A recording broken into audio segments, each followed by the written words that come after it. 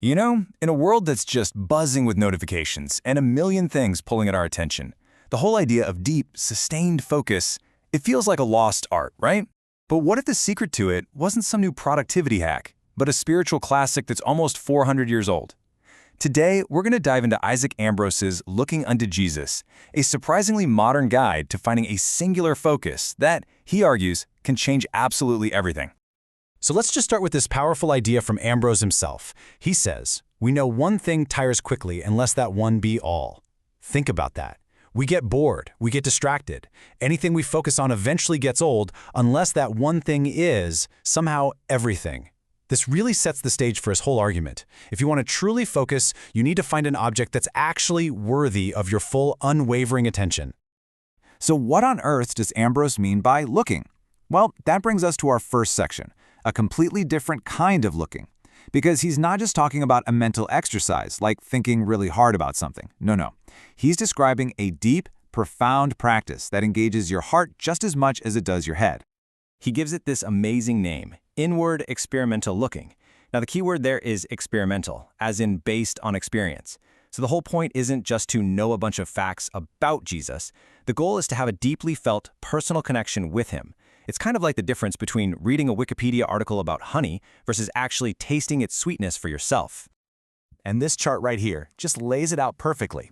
On the left side, you've got what Ambrose calls swimming knowledge. You know, ideas that just kind of float on the surface of your mind, superficial stuff. But on the right, that's the hearty feeling he's aiming for. Actual inward workings, real motions of your soul towards Christ. It's an experience, not just an idea. But let's go back to that first quote for a second. How can one single object be all without getting, well, boring? Ambrose says it's because Jesus contains this infinite, captivating variety.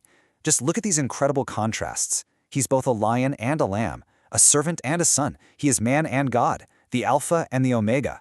This endless depth means there's always something more to discover, which keeps that focus from ever getting stale.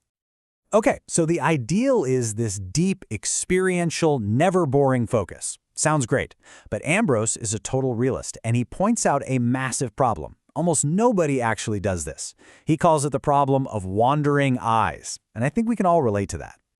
And here's the thing about his critique. It's for everyone. He doesn't just call out people who are irreligious, the ungodly. He says that even the most devout people, the godly, fall short. He's basically saying, look, this is a struggle for all of us. No one gets a pass. For the ungodly, he says their attempts just don't count. And here's why. First, it doesn't lead to any real change in their lives. Second, they're doing it unwillingly. There's no real love for it. And third, it's not a consistent practice. It's just a random passing thought, not their regular trade, as he puts it. Now, this is where it gets super relatable, maybe a little too real. Ambrose lays out 4 specific ways that even well-intentioned people fail at this. First, they fail to even point their minds in the right direction. If they manage that, they fail to bend their minds with any real effort. It's just weak and lazy. Then, they fail to bind their focus so it just drifts away. And finally, they fail to make it a daily practice. It's like a perfect anatomy of every failed New Year's resolution ever. Okay, so after diagnosing the problem so sharply, Ambrose just completely pivots, and this brings us to section 3, a passionate call. He stops being this clinical analyst and becomes this passionate advocate, basically pleading with his readers to take this seriously. And you can just feel the urgency in his words here. He's saying, hey, don't listen to me. Listen to God speaking through me. He raises this practice from just a helpful tip to something of ultimate, eternal importance. And that last line is the real kicker. It is not a vain thing, but it is for your lives. I mean, the stakes could not possibly be higher. Now, what about that classic excuse we all have? You know, I'd love to, but I'm not able to focus like that. Ambrose has zero time for it. He argues the problem isn't a lack of ability. The real culprits, he says, are our sloth, our security, our carnal mind. In other words, our laziness, our false sense of comfort, and our worldly mindset. The problem isn't our capacity, it's our will. This passionate plea leads straight to the climax of his argument. Section 4 lays out the 2 possible paths in this incredibly stark contrast: wants versus riches. It's a powerful look at the consequences of ignoring this practice versus the incredible rewards of embracing it.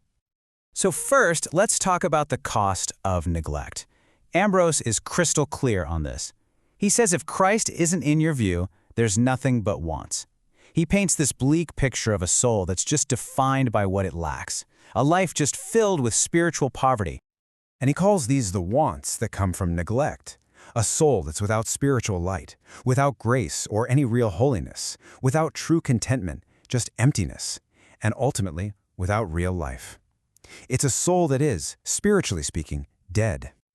But then, he just completely flips the script. For those who are diligent in this duty, he promises blessed incomes and unsearchable riches. So what are these amazing rewards that are waiting? And look at this, it's the direct reversal of the last slide. Where there was a want of light, this practice gives heavenly light. Where there was no grace, it gives grace. Where there was that deep emptiness, it gives real contentment and peace. And where there was death, it gives life, what Ambrose calls the earnest, or the down payment of future glory. He boils down the entire reward into this one simple, breathtaking statement. For Ambrose, this whole thing isn't just about gaining a few spiritual benefits here and there. It is about gaining everything. Have Christ and have all. So after walking us through the what, the why, and the what-ifs, Ambrose's 17th century text leaves us in a very, very modern place, with a moment for some serious self-reflection. And that brings it to our final section. Just one question for you. In a world that is literally designed to pull your attention into a million different directions, Ambrose's work forces us to ask a really simple but profound question. What is the one thing that truly captures your gaze? What do you find yourself looking to for light, for contentment, for life? The answer to that question, he suggests, determines everything.